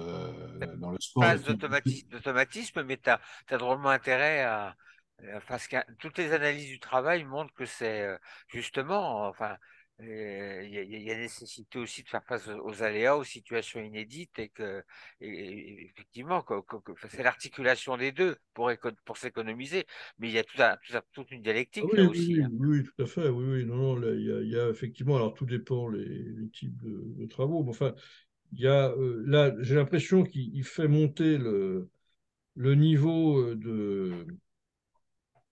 Et aux travaux qui ont été faits sur les conducteurs de train qui sont très éclairants de ce point de vue. ouais, ouais. Oui, oui, ah oui, ça, c'est sûr, oui. Mais donc, moi, à mon avis, ce qui veut dire désaliénation du sensible, le geste n'étant désaliénation du sensible, donc par le geste sportif. C'est-à-dire que bien, là, tu as pleinement conscience, bah oui, que c'est ton geste qui fera que tu vas être le champion, que tu vas sauter le plus haut, que tu vas lancer le plus loin, etc., quoi. Donc il y a le geste est reconnu comme étant central, quoi, dans le sport. Il l'est aussi dans le travail pratique aussi, mais peut-être de manière moins prononcée, quoi. non, non, ça c'est non, non, Non. non, non. Le sport, c'est pas le geste dans le sport. Bien sûr, il y a une centralité du geste, mais qui n'est que l'une des centralités de n'importe quel sport. Un sport, c'est autant une pensée en acte que des gestes. Aussi, oui, oui. Ah ouais. Enfin, je vois pas de sport qui ne soit pas marqué par le souci de l'équilibre du corps et de l'esprit, par l'idéal grec de l'harmonie du corps et de l'esprit. Alors bien sûr, tout ça c'est dit dans des termes très pompeux, mais ça veut dire quoi? Ça veut dire que le corps, c'est un phénomène culturel. Le sport, c'est un phénomène culturel. Tous les sports sont des phénomènes culturels complexes et dont d'ailleurs le- je ne pense pas qu'il y ait un seul sport qui puisse se prétendre être la culture du corps pour le corps. Je Euh, crois pas. Je crois pas. J'en vois pas. Non, moi, il me semble qu'il y a quand même une chose importante par rapport à ça, c'est la question de la personnalité elle-même. Ah oui. Parce que, bien évidemment, le corps intervient, mais le, la question est du rapport avec le développement de la personne, avec le développement de la personnalité. Hein, ça rejoint un peu ce que tu dis, Michel. Il y a le geste sportif, il n'est pas en lui-même, hein. Il a un rapport avec le développement du sujet. Bien sûr, bien Hein. sûr. Et donc, si effectivement le geste sportif peut être son motif et le but en même temps du sujet, mais ça renvoie à la personnalité de l'individu, quoi. Ouais, enfin, c'est quand même. Bon, par exemple, tu prends le sauteur en hauteur, le saut en hauteur, ben, enfin, il faut que tu poses ton pied d'une certaine manière pour après faire du. Après, tu te retournes en Fosbury, flop ou je sais pas quoi, etc. Quand même, c'est quand même une attention au geste qui est très importante. Ou le saut à la Oui, perche ou les trucs comme ça. J'imagine il y a des techniques, si tu veux, et il faut être très attentif aux gestes que tu fais, quoi. Et d'ailleurs, les types, j'imagine que leur entraîneur, il leur dit, bah non, prends ton appel de pied un peu plus loin, ou etc. Tu vois, donc, Mais tu ne peux pas considérer que cela renvoie à une praxis constituée par lui-même, pour lui-même, du geste. Bien sûr il y a une science du geste qui n'est pas que dans le sport. Je ouais. pourrais t'en parler en Ah, la musique, danse ou la danse, la ouais, danse, la musique. Hein. ouais, Moi, aussi. j'ai connu un type Faire du piano aussi, ouais, ça qui peut était être. un violoncelliste et un contrebassiste considérable, qui, à l'âge de 40 ans, a décidé de réapprendre totalement son instrument. Il Mhm. a, il a travaillé avec différentes personnes et il a retravaillé, il a travaillé, il a repris à zéro la gestuelle sa gestuelle, à zéro. Mhm. Il a réappris à faire une note tenue. Mhm. Bon. Mais dans le cadre alors il a donc, selon lui, et je pense qu'il avait de bonnes raisons de le penser, il a complètement développé une culture du geste à ce moment-là, redévelopper sa culture du geste, mais dans le cadre d'une perspective culturelle générale, globale, où il n'y a pas que le geste. Au contraire, le sens de cette culture du geste n'était pas dans le geste, mais dans la recherche d'une espèce finalement de totalité expressive personnelle. Mhm. Et je ne pense pas qu'un sportif qui n'aurait que la culture du geste puisse aller bien loin. Je pense aux cyclistes, par exemple. Bon, quand tu vois comment fonctionne une course cycliste, c'est un microcosme incroyable où chacun des individus impliqués dans le sport, dans le travail, à la fois dépend des autres et en même temps est porteur d'un rôle, d'une fonction, avec une gestuelle qui s'y rattache et qu'il ne met en service, qu'il n'utilise que dans des circonstances bien définies, qui ne sont même pas simplement des circonstances qu'il décide, parfois il peut être amené à les décider, mais qui sont aussi des circonstances qui s'imposent par la logique de la course elle-même. Donc tout ça, c'est très complexe, tu Mhm. vois. Ouais, non, mais c'est vrai que. Non, ce qu'il veut nous dire, c'est que la liberté, je vais le dire de manière très triviale, il me semble, ce qu'il veut dire, c'est que le stade sensorimoteur, c'est le moment où le sujet commence à prendre le contrôle de son corps. Hein. Alors, quelque part, on peut dire que c'est le corps qui prend le contrôle du corps, puisque on n'a pas encore un sujet qui pense, qui a des outils symboliques pour concevoir une stratégie, etc. Mais c'est déjà, c'est déjà le sujet. Je pense que Kluskar serait d'accord avec ça. Bon, d'accord, voilà, on l'a dit. C'est une étape déterminante de la prise d'autonomie d'un sujet, euh, je dirais pas réduit, mais d'un corps qui est potentiellement promis à un avenir autre que simplement celui d'un corps. Et ça, il le fait dans un contexte où il est enveloppé dans des relations aux autres, qui vont à la fois être les éléments de déclenchement de l'expérience qu'il fait à ce moment-là. Je pense que ça, c'est très important. Il me semble pas qu'il y ait une intentionnalité du corps. Il y a,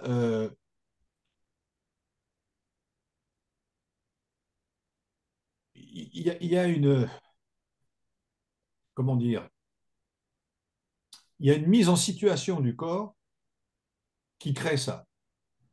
Une intentionnalité, là, il parle d'intentionnalité du corps.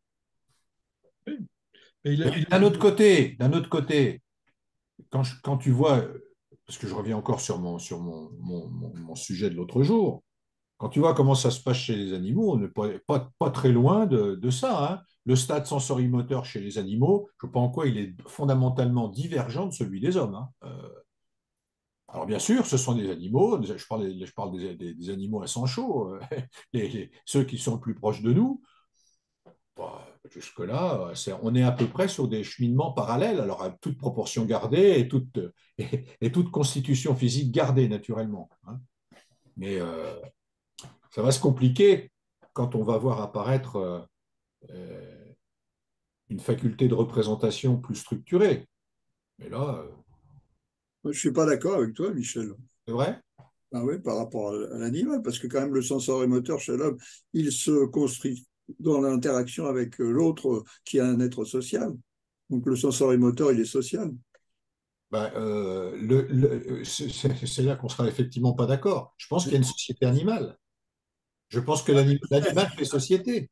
Une société animale Oui, n'a d'accord. rien à voir avec la société humaine, mais qui est aussi une forme de société. Le chiot qui grandit parmi ses frères dans une portée, il fait l'expérience d'une vie sociale. La Non, mais meilleure preuve, c'est que je suis pas d'accord avec toi. non, parce que toi, tu définis tu définis humainement le social. Et je peux te suivre, hein. Mais Oui. euh, en même temps, à la fois je te suis et je te suis pas, parce que je crois que ça nous conduit à ignorer la dimension interrelationnelle du développement, non pas de la subjectivité, Ah mais non, de l'animalité. non, pas du tout, pas du tout. Mais cette interaction, elle est biologique. Et chez l'homme, elle est sociale. Oui, je crois aussi. Oui. C'est ça la différence. Enfin, la différence, c'est ça qui fait l'essentiel, la différence. Mais je voulais parler d'autre chose aussi concernant le sport. Alors en quoi elle est sociale à ce stade-là? Au stade où émerge la Oui. sensorimotricité. Mais la sensorimotricité, enfin, attends, faut qu'on s'entende. Parce que il y a deux choses. Il y a la sensorimotricité et le stade sensorimoteur. Alors, c'est peut-être pas la même chose. Mhm. Alors, c'est ça que je vois pas trop, mais parce que la sensorimotricité, comme elle existe dès le début de la vie chez l'enfant, puisqu'il y a bien euh, une motricité, hein, Oui. sous la forme de réflexe, et de Mhm. ce point de vue-là, c'est déjà sensorimoteur. Oui. Alors, et c'est sur la base de cette sensorimotricité, sur la base de cette activité sensorimotrice, dans l'interaction avec le, les parents, puisque c'est essentiellement les parents, mais les adultes, si le gauche est en crèche, c'est dans l'interaction que va se constituer vraiment le stade sensorimoteur, où la relation avec l'autre va se construire d'un point de vue bien plus enfin, va être construit sur le plan moteur d'une manière plus j'allais dire construite, mais je tourne en rond là-dedans. Ma phrase, j'aurais pas à dire, mais c'est Plus quelque élaboré. ouais. Et c'est ce qui va permettre justement d'avancer dans le développement, ce stade sensorimoteur. Mais je voulais revenir sur autre chose, sur le sport, là, qui m'étonne par rapport à Klusker, c'est que le geste sportif, bon, il y a déjà ce que j'ai dit dans le rapport à la personnalité, mais il y a aussi autre chose. Il y a le rapport au travail. Parce Mhm. que le geste Oui. sportif, hein, ça peut, si le sportif est professionnel, le sport, le geste sportif, il est à l'intérieur de la profession. Ça peut être dans le cadre du loisir, à ce moment-là, c'est récupération de la force de travail. Et puis, ça peut être aussi du point de vue de la santé, par exemple, hein, un exercice qui se fait pour. Donc, il y a différents types d'insertion du geste sportif dans la société, là aussi. Alors, c'est pour ça que la désaliénation du sensible, moi, je veux bien, mais ça dépend ce qu'on entend par là. Ça m'étonne d'autant plus du point de vue de Pluscar que justement, il cherche à avoir l'insertion dans la société, puis que là, la désaliénation du sensible, bah, Je pense que c'est le geste pour le geste, quoi, le sport. Tandis que oui, mais le travail, c'est le geste pour transformer la nature. C'est différent. Euh, Quant au geste mondain, la négation du geste du producteur. Bon, oui, mais le geste pour le geste, il oublie qu'il y a un sujet derrière qui fait le geste pour le geste. oui, Ah oui, oui, mais enfin, c'est quand même une reconnaissance, si tu veux, du geste, quoi. C'est une reconnaissance du geste, comme aussi dans la pratique, dans la praxis, il y a aussi une reconnaissance du geste, et qui est, par exemple, dans le geste mondain, il y a une non-reconnaissance du travail de l'autre, quoi, finalement. C'est une non-reconnaissance, quoi. Parce que le geste sportif, tu reconnais le geste, tu reconnais le geste, quoi, puisque tu es dans le geste pour le geste, quoi. Parce que dans le travail, bon, tu ne penses pas tout le temps au fait que tu es en train de bouger, bon, voilà, c'est quand même, tu t'éloignes un petit peu. Dans le geste mondain, carrément, tu es parasite, quoi. Bon, c'est-à-dire tu utilises le geste des autres pour que tu accapares, quoi. Donc je crois que si tu veux, là, lui, c'était un sportif. On peut, le geste mondain, c'est une constellation de gestes extrêmement diverses, infiniment diverses, où il n'y a pas que des parasites. Tu as aussi des gens respectueux des autres. Oui, oui, non, Le non, terme de mondain, le terme de mondain je parle pas de la politesse, ni tout ça, ça me quoi. fait penser au dessin je ne sais plus comment il s'appelait, ce dessinateur dans les années 70 là, qui dépeignait la société, les mondanités de l'époque avec les snobs, tu sais, Ah ouais, les snobs, comment? je ne sais plus comment il s'appelait. Bon. Pierre Bretécher, Ouais, ça pourrait être du Bretéché, c'était pas lui, mais enfin bon. Non, mais et Denis, par rapport à ça, par rapport à ce que oui, tu as dit sur les animaux, je pense quand même qu'il faut tenir compte du fait que l'éthologie, oui. sous un certain nombre d'aspects, développe de plus en plus le champ de la notion d'apprentissage chez l'animal. Ah bah, bien sûr. Apprentissage lié, mais pas simplement la transmission de, comment dire, de certaines aptitudes, mais également la transmission d'une certaine capacité à s'adapter à un milieu, à la transformation d'un milieu. Ah, attends, Alors, attends. toute proportion Tu vas gardée, très vite. Attends, je t'interroge simplement là-dessus. Sur oui, l'adaptation et la transformation du milieu, pour moi, c'est complètement différent. ah, c'est C'est complètement différent. opposé. Oui, oui, tu as raison, c'est complètement différent. Oui, c'est vrai, c'est vrai. Ouais. C'est Parce que vrai, l'adaptation, je le elle ne reconnais. transforme pas le milieu. Alors, oui, d'accord, je te le concède. Maintenant, mais alors, on n'a pas aujourd'hui d'exemple absolument déterminant d'une capacité à fabriquer des outils, par exemple, chez des animaux. Chez Non? aucun, on n'en a Non. pas véritablement. Bon, Non. on a alors chez certains primates développés, on a identifié clairement la capacité à transformer un objet en outil ponctuel pour réaliser une tâche, pour faciliter une tâche. Ça, on sait, ça, oui, mais ça s'arrête là. Je suis Oui, d'accord. voilà. Mais ça n'interdit pas un parallèle. avec ses différences.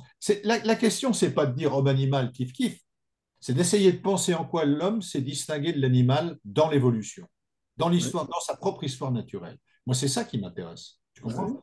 Mais c'est Et là, l'apparition. je pense que sur ces problématiques-là, on est aux frontières du basculement. Tu vois, on est dans la zone d'un. Alors, c'est pas vraiment un basculement, parce que c'est à la fois, c'est pas une continuité, Non, il y a une rupture. c'est une rupture.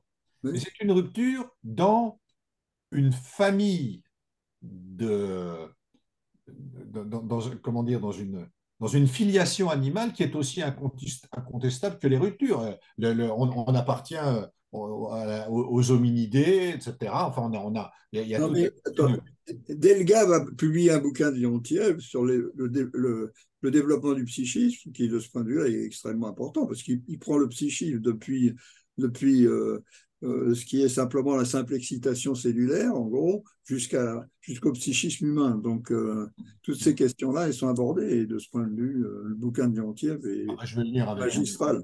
Mhm, mhm. Ouais. Et donc, j'espère qu'il paraîtra bientôt. Oh, bah oui, oui, oui, il est en phase, comme tu le sais, de finalisation. Sur le Voilà. psychisme, c'est ça? Le Le développement développement du du psychisme. psychisme. Oui, je l'ai trouvé en brocante la semaine dernière, effectivement. Ouais. Ah bon, ah oui, Le bouquin vert, là, c'est ça? oui, Oui, oui, oui, oui. noir Ouais, et c'est vert. ça. Non, non, mais c'est bien, on regardera quand même. T'auras une intro avec ou t'auras.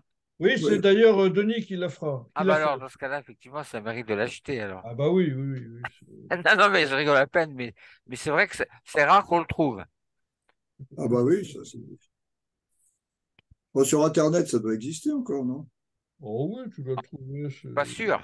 Je sais pas. Non, si, si, si, tu le trouves. Enfin, moi, de mon point de vue, le bouquin de Léontiev, Le développement du psychisme, il est aussi, d'un autre point de vue, aussi important que activité, conscience, personnalité. Peut-être, oui. L'article, tu veux dire Oui, oui, pas le, puisque le développement du psychisme, pour que ça soit clair pour tout, c'est la majorité, c'est la plus grande partie du bouquin, quoi, oui, cet c'est ça. article, quoi. C'est-à-dire que le bouquin qui a été publié sous le titre Le développement du psychisme, c'est le titre d'une des parties. Mais ce qui est derrière l'ensemble des articles de ce bouquin, c'est le caractère social du psychisme humain. Et, et donc, comment on est passé du psychisme animal, ce psychisme qui est biologique, au psychisme humain qui a des déterminations sociales. Absolument. Et donc, il y a toute cette question de l'outil, hein, parce que c'est avec l'apparition de l'outil et l'apparition des deux types de rapports qui peuvent exister chez l'homme, le rapport à l'outil et le rapport entre les hommes pour pouvoir utiliser l'outil, qui fait que euh, Ah, les ouais, caractéristiques du groupe dans lequel vivent les individus, s'ils sont animaux ou humains, les caractéristiques du groupe font que, dans un cas, les motifs des rapports entre les animaux sont biologiques, chez l'homme, ils sont sociaux. Et donc, ce qui fait la société, quoi. je crois que je vais vous laisser. Je vous envoie, puisqu'on a parlé de logique formelle, logique dialectique, en Oui, bah oui. en vous écoutant et tout en faisant travailler mes doigts avec un geste non professionnel, mais néanmoins Sportif. dirigé. Vous trouverez, il y a la préface à la deuxième et troisième édition. D'accord. D'accord. Et alors, il y a un lien, un type que je connaissais pas, c'est ça le miracle d'Internet, c'est qu'il y a plein de liens sur Lefebvre, des articles en anglais. Et puis D'accord. bon, Ah, d'accord. voilà. Alors là, la troisième édition de 82, c'est celle qui préfigure le petit bouquin qui était paru en 82 aux ES, Retour de la dialectique, les 12 thèses, là. Voilà. D'accord. Bon, bah, très bien, merci, hein. Voilà, donc, alors, petite chose quand même, pour revenir un peu sur parce qu'effectivement, il associe Kouskar, là, dans son continuum, là, dont il parle, donc le corps, il met entre parenthèses motricité. Donc, pour lui, la motricité, c'est quand même voilà, donc, une catégorie quoi, qu'il fait travailler donc, le social, sur l'homme, sur l'humain. Et notamment, alors, je suis assez étonné, parce que, enfin, pas étonné, mais disons, sensibilisé par le fait qu'il est en trois quatre lignes. Là, il l'emploie de manière quoi, donc, orientée. Donc, il dit que voilà, le corps n'a plus affaire à la nature que comme spatialité, et marque lieu occupé lieu à occuper par la motricité. Donc, en fait, à la ligne après, il met la nature de temps vécu est devenue espace à occuper. Et toujours un peu plus loin, il dit, qu'est-ce qu'il dit? Voilà, il parle le corps, en gros, dispose maintenant enfin, d'une intentionnalité à l'égard de l'espace, quoi.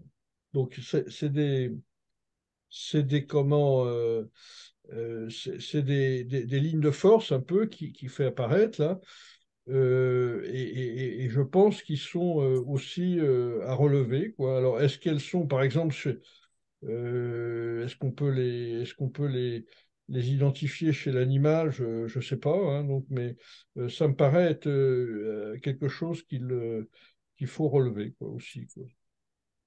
C'est-à-dire la motricité comme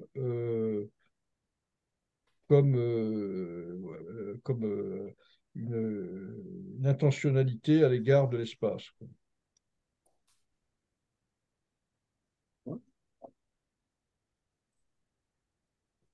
Voilà, On en pense comment? Moi, il faut que j'arrête. ouais, bon, bah écoutez, on a presque 16h15, donc Oui. on est à peu près sur nos prérogatives en matière de temps. Très Ouais, bien. Eh bien, écoutez, donc, bah alors peut-être d'ici 15 jours pour d'autres.